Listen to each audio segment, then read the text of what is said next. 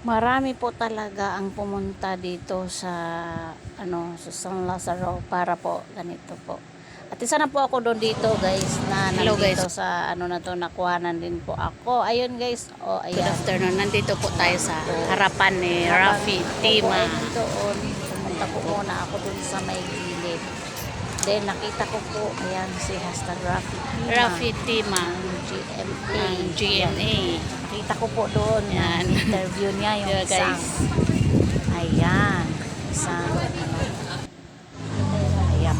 Ayan Oh. guys. Andun po ako sa may Nandito tabi tayo niya ngayon. lang po. Nandito Ayun, si nasa Rafi tabi, Tima. sa likuran nga po. GMA Network. Ayan, nakadress na Ay. blue. Ayan. Kaya delikado po talaga sa araw na ito. Pag tag-init, kailangan po umiwas. Ayan, Iwasan yung mga aso na magala. Kasi delikado po. Sinamahan ko po yung aking kaibigan na magpaano po dito para Rafi Tima. safe po GMA. sa kagat ng mga aso. Sinamahan ko po siya at isa na rin po ako dito Tumambay-tambay na po muna ako sa puno kasi na sobrang kasama din po init na na. ano. Good morning guys. Nandito po tayo sa Ito, tatambay po Dito, muna aming tayo bukirin. sa Ayan, puno. Ito po kita muna niyo po yung ako. malaking kahoy. Ayan, Yung mga tila lumang ng kahoy na init. po yan guys. Malaking puno. Dito po tayo sa Ayan po. Tabi-tabi po. Ayan.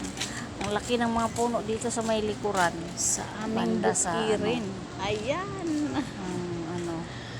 Bukid Puno po lang ito, naman yung guys. kinukuhanan Bukid. ko dito. Ayan.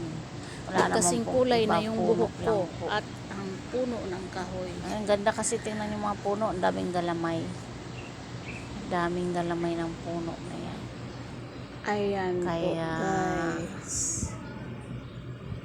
Dito po tambay-tambay tayo. muna sa malaking puno. Nakakatakot pa naman puno na yan. Baka mamaya may ano dyan.